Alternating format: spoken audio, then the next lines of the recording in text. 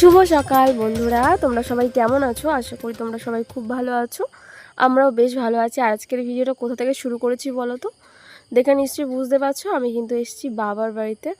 কালকে বিকেলবেলা এসেছিলাম, তো বিকেলবেলা আর কোনো ভিডিও শ্যুট করিনি। আজকে সকাল থেকে ভাবলাম যে চলো ভিডিওটা শুরু করা যাক। আর এসেছি তার একটা যথেষ্ট কারণও রয়েছে।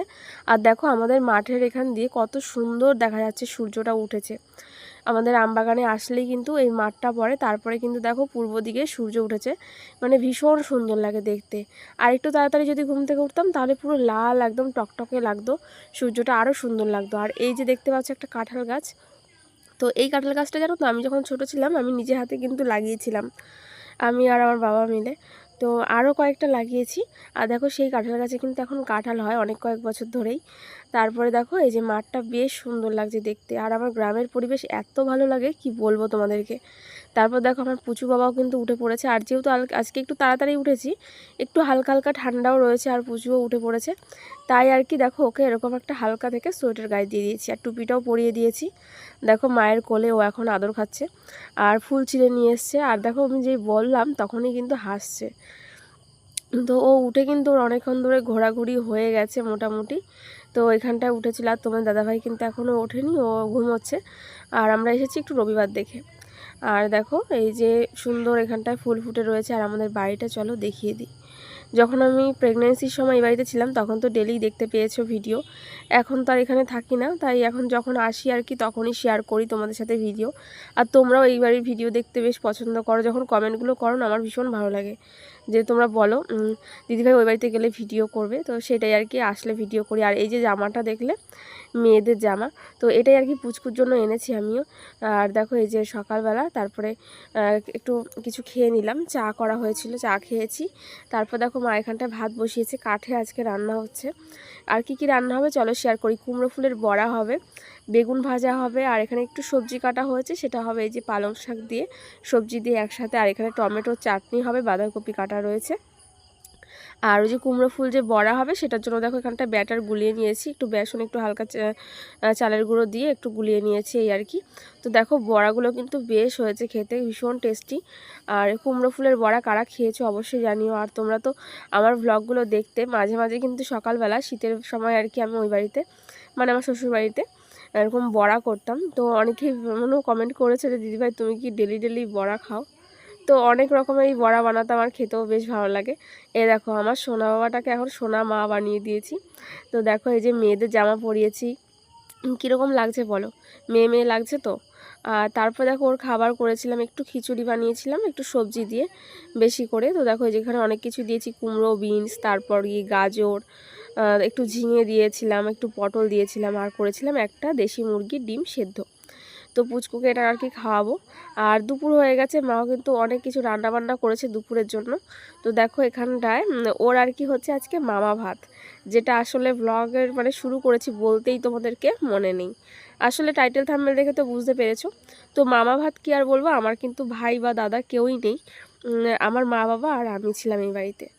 আর এই যে দেখতে পাচ্ছ পাশে একটা, ওটা হচ্ছে আমার ভাইপো আর একটা হচ্ছে ভাইজি। তো দেখো পুচকুকে কিন্তু আজকে মামা ভাত দেওয়া হবে। তো মামা ভাত, মামা যেহেতু নেই তাই দাদু ভাত বললাম। তো ওর জন্য কী কী রান্না বান্না হয়েছে চলো শেয়ার করি।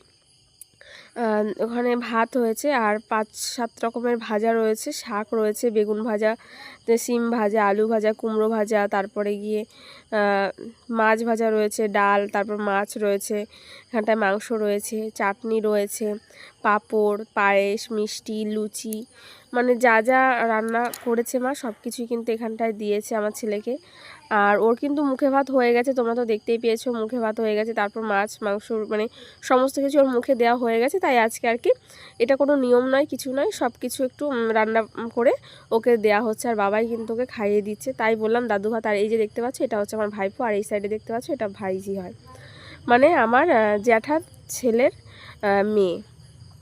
আর তারপর দেখো তোমার দাদা ভাই এখানটায় বাইক ধুচ্ছে। আর রং খেলেছিল, যে রঙগুলো এখনও পর্যন্ত ওঠেনি, দেখতেই পাচ্ছ।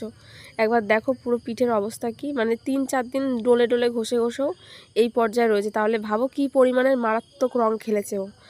আর তারপরে দেখো এই যে আমাদের রাস্তার ধারে এরকম ফুলগুলো ফুটে রয়েছে, তোমরা কি চেনো? তোমাদের ওইদিকে আছে তাহলে কমেন্ট করে জানিও।